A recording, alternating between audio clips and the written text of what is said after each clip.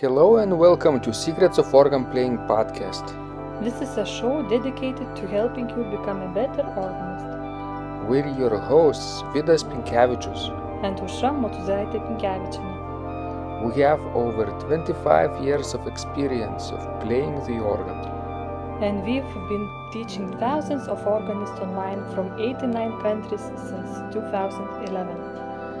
So now let's jump in and get started with the podcast for today. We hope you'll enjoy it. Hi guys, this is Vidas. And Aušra. Let's start episode 593 of Secrets of Organ Playing podcast. This question was sent by Graham and he writes, Hi Vidas. First, I would like to say thank you for your informative videos on playing and teaching the organ. Your passion and insights are much appreciated. 1. I'll mention that I'm a complete beginner to playing the organ despite my musical background. I'm actually a jazz guitar player who is studying music at university, but who has long been passionate about Baroque organ music as well as jazz organ.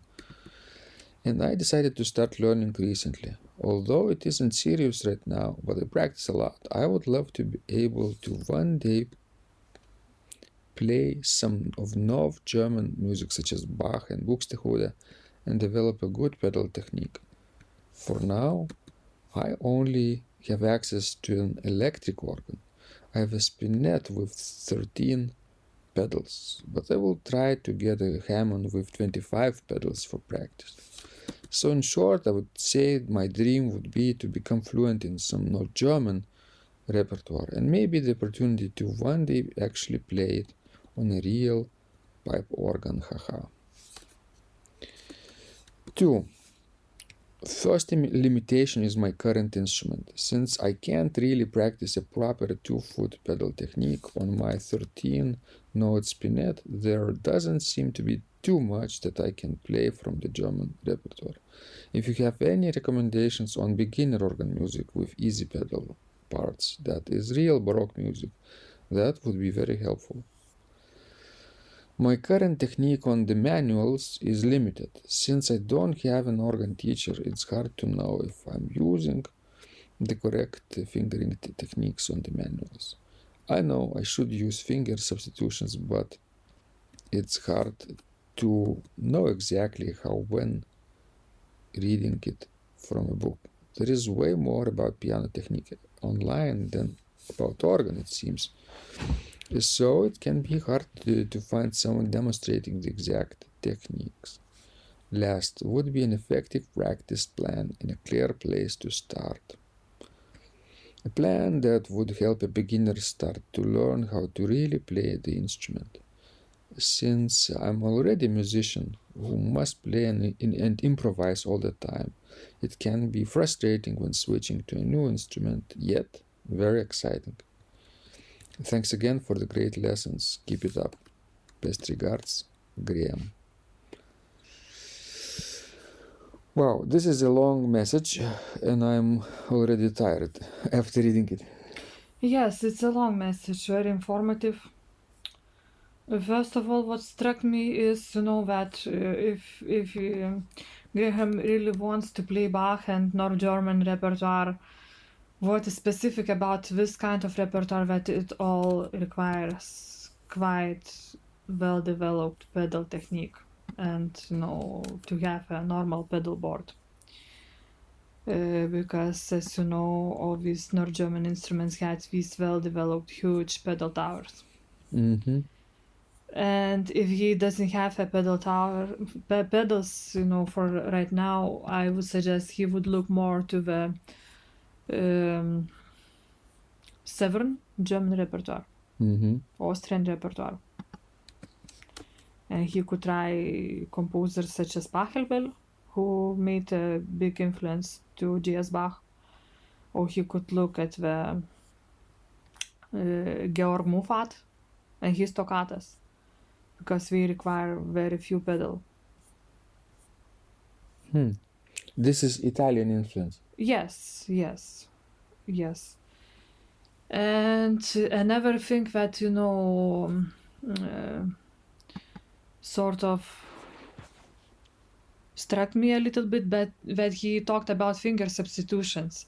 Again, if you are playing Baroque music, North German Baroque music, Bach's music, you don't use finger substitutions. In a very, very rare cases, you might need finger substitutions when playing, let's say, Bach, but not when playing, let's say, Buxtehude.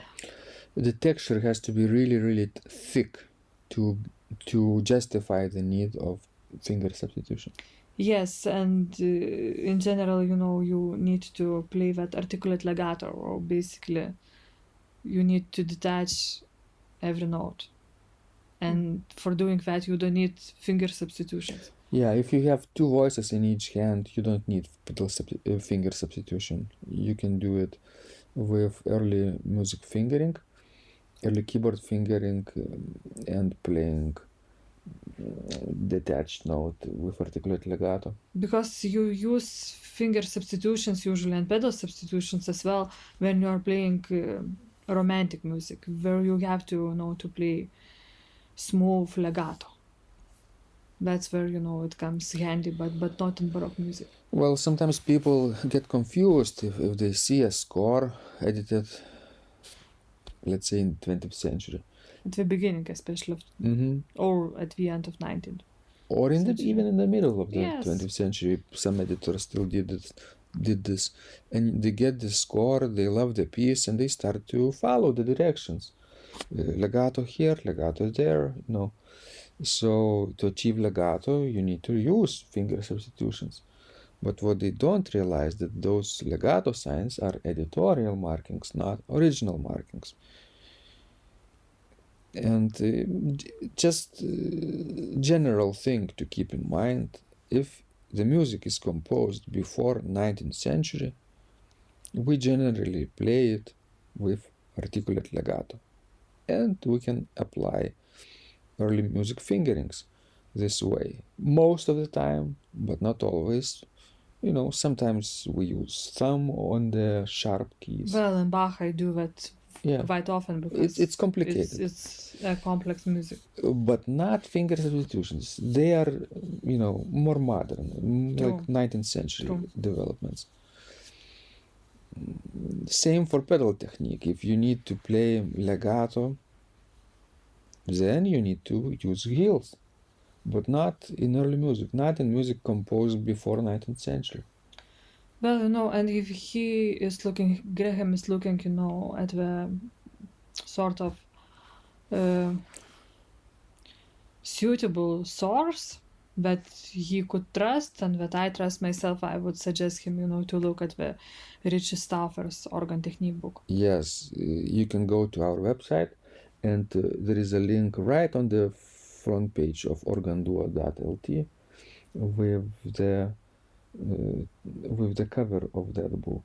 It's a green cover, I think, most of the time, right? Yes, but I think you can find it in other colors as well. Yeah. Because it has, many republishings. Because it's very useful and very, very often used, in colleges for students and for teaching purposes. And it's good because it has clear descriptions about, different styles and examples, and not only repertoire but also exercises. And you can compare, how the modern technique and the early technique differs. Then you can try and to see what works for you. Yeah, and by studying this method, you become a well-rounded musician.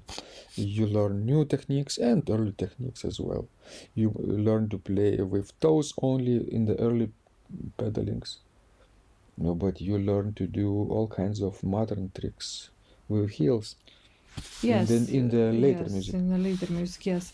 But for example, if you are only looking at the Baroque music for right now, then you might want to look also at the book of Sandra Söderlund.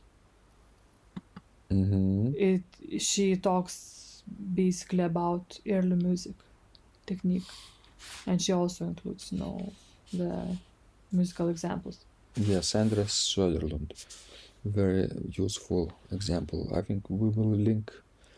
We will add a link to her book in the podcast transcription.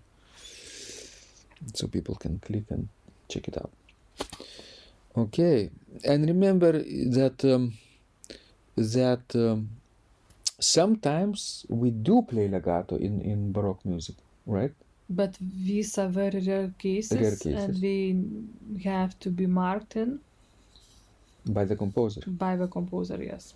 Or there should be a special genre of legato playing, like durezze e ligature, chromatic toccatas, slow toccatas by Frescobaldi, let's say, Italian Baroque school, from 17th century, even 16th century. You see lots of chromaticism and chords, fixed texture, and they best sound when playing legato, right? Although other things by the same school, by the same composer, are to be played with articulation. And what I also was very happy to read, in Graham's letter, that he likes German music. I like it too very much.